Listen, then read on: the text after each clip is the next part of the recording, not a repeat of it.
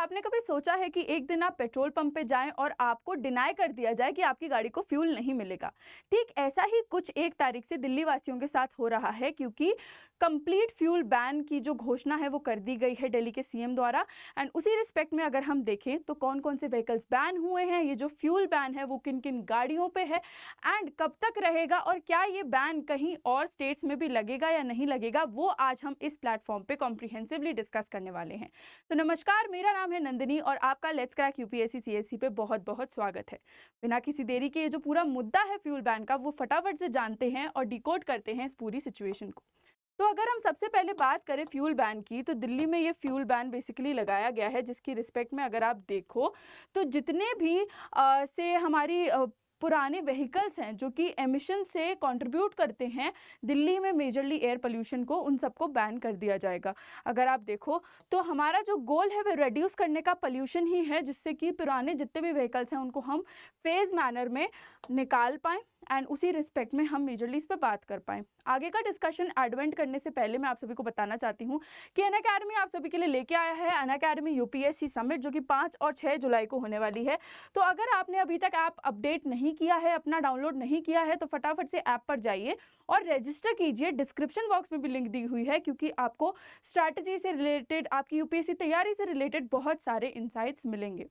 उसी रिस्पेक्ट में अगर हम देखें ईओएल व्हीकल्स के बारे में इंफॉर्मेशन, तो एसेंशियली ईओएल व्हीकल्स आपके वो सारे डीजल व्हीकल्स हैं जो 10 साल से ज़्यादा पुराने हैं, या वो सारे पेट्रोल व्हीकल्स हैं जो 15 साल से ज़्यादा पुराने हैं।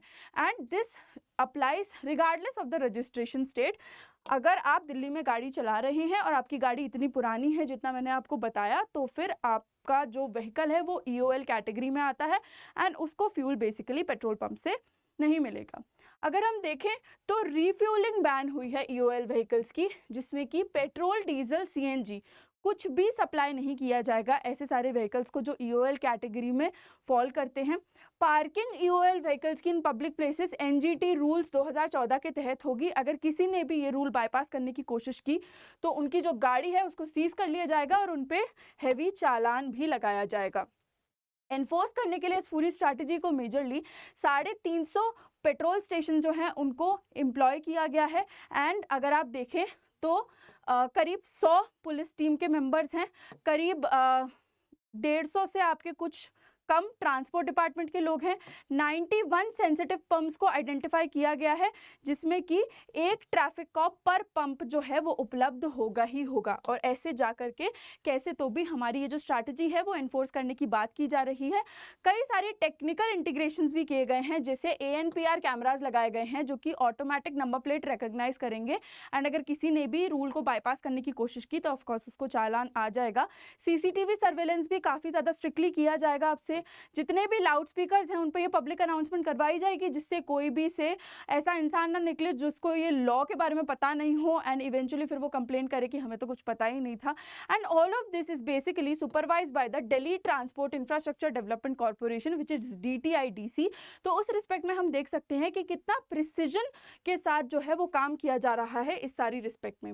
अगर हम देखें तो कुछ स्टैंडर्ड ऑपरेटिंग मेजर्स, प्रोसीजर्स भी लिए गए हैं, जिसमें कि मैनुअल या डिजिटल लॉग्स रखने पड़ेंगे अगर रिफ्यूलिंग डिनाई हुई है। तो डिस्प्ले बोर्ड्स भी आपके जो हैं वो डिस्प्ले कर रहे होंगे कि fuel will not be dispense to end of life vehicles from 1/7/2025।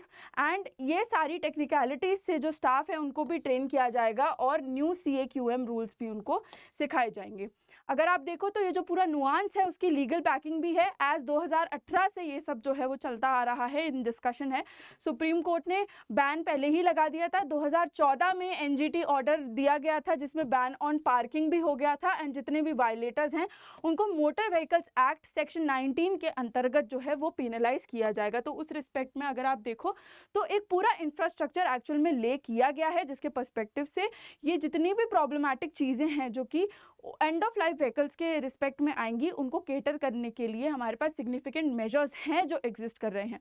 इसी रिस्पेक्ट में अगर हम देखें तो बहुत सारे ईओएल व्हीकल्स हैं जिसकी वजह से ये स्ट्रिक्ट एक्शन लेने का डिसाइड किया गया, क्योंकि NCR अकेले में 46 लाख अगर आप देखो तो व्हीकल्स हमारे पाए जाते हैं, विच एड्स अप टू द से contribution of air pollution a lot. तो उसी रिस्पेक्ट में थोड़ा प्रॉब्लम है। हाउएवर जो पब्लिक है उनके सेंटिमेंट्स इससे थोड़ा बहुत हर्ट हुए हैं, क्योंकि देयर इज़ अ पर्सन जिन्होंने अपनी लग्जरी कार मात्र 2.5 लाख रुपए में बेच दी, जिसको उन्होंने 84 लाख में खरीदा था।